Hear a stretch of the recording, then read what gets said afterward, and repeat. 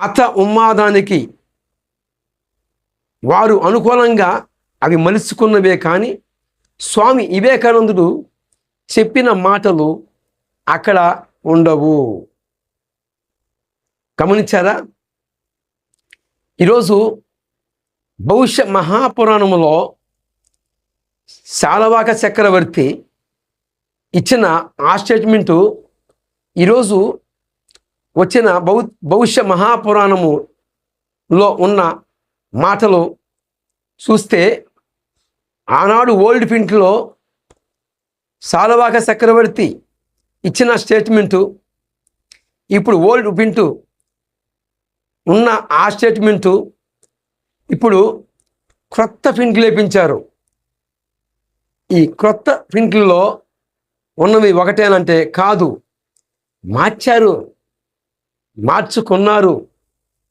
సత్యము తెలుసుకుంటారు, నిజాన్ని గుర్తుపడతారు, సృష్టికర్త ఎవరో తెలుసుకుంటారు అని ఈ యొక్క ఈ ఏమనొచ్చు అంటే ఇలాంటి కపట దేశముతో క్రైస్తవములో ఏమండి అందరూ క్రైస్తవాన్ని సృష్టికర్తని తెలుసుకుంటున్నారు, నిజదేవుణ్ణి గుర్తెరుగుతున్నారు అని మత్సరముతో ఏం చేశారంటే భవిష్య మహాపురాణాన్ని మార్చివేశాడు.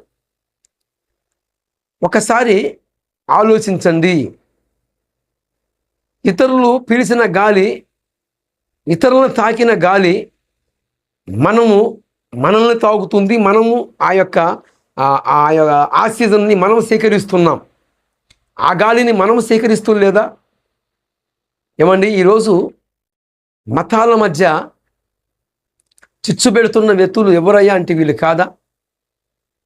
ఒకరోజు సినజీరు అన్నాడు, ఈ చిత్రం కన్యక గర్భమున జన్మించటం ఏంటి? ఇది స్వాధ్యం, ఇది హాస్యంగా ఉంది అనని కొద్ది గొప్ప ప్రజలు ఉంటారుగా, వారందరూ విన్నారు. అది ఒక చిన్న సభ అనుకోనండి. ఆ చిన్న సభలో కూడా 10 మంది అన్నా ఒక 20 మంది అన్నా ఉంటారుగా. ఏమండి ఆ 20 మందితో పాటు కొద్ది మంది ప్రజలు విని ఉంటారుగా. మరి మనము కూడా విన్నాముగా. ఏమన్నాడు ఒక సభలో సినజీరు స్వామి? కన్యక గర్భవతి కావటం ఏమిటి? కుమారుణ్ణి జన్మించడం ఏంటి? కుమారుడు ఆమెకి జన్మించడం ఏమిటి? ఇది హాస్యం కదా అంటే సినజీరు స్వామి అనే వ్యక్తికి ఎంతవరకు తెలుసాయి అంటే ఆయనకి ఏమీ తెలియదు. ఒకప్పుడేమో ఇతను నా చిన్నతనంలో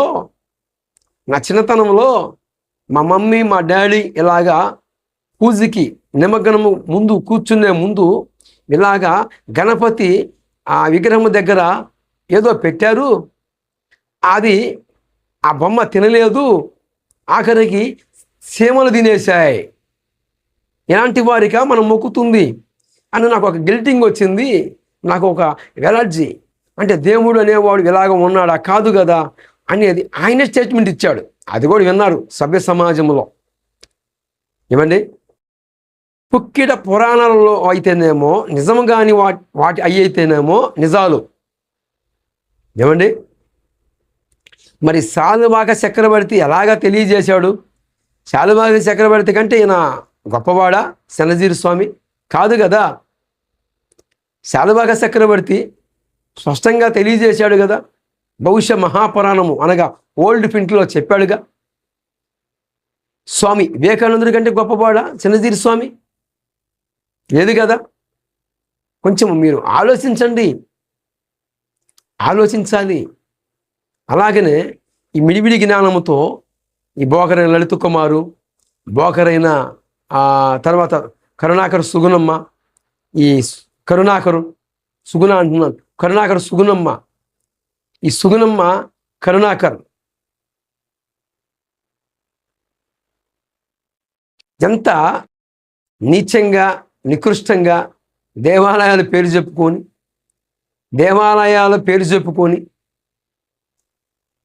నా భారతదేశ ప్రజల దగ్గర దోసుకుంటూ ఆ దోసుకునే ఆ యొక్క ఆ ధననిధిని దాచుకొని దగ్గర ఒద్దిగా కుదరకపోగా ఇక ఒక్కొక్కరి చరిత్ర బయటకు వచ్చి ఆ వీడియో క్లిప్పులు సభ్య సమాజం చూసి ఉంది.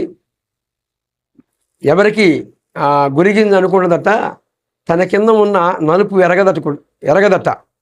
గురిగింజ అనుకునేది ఏంటంటే నేనంతా ఎరుపే, అంటే ఒక భాగమేమో గురిగింజ నలుపు ఉంటుంది, ఒక భాగమేమో ఎరుపు ఉంటుంది. ఇది ఎరగని గురిగింజ అనుకుంటుందట నేనంతా ఫుల్ ఎరుపు అనుకుంటుందట. అలాగనే ఉంది ఈ కరుణాకర్ సుగుణమ్మ చెప్పే మాటలు. బాకరి అయిన లలిత కుమారు ఇంకా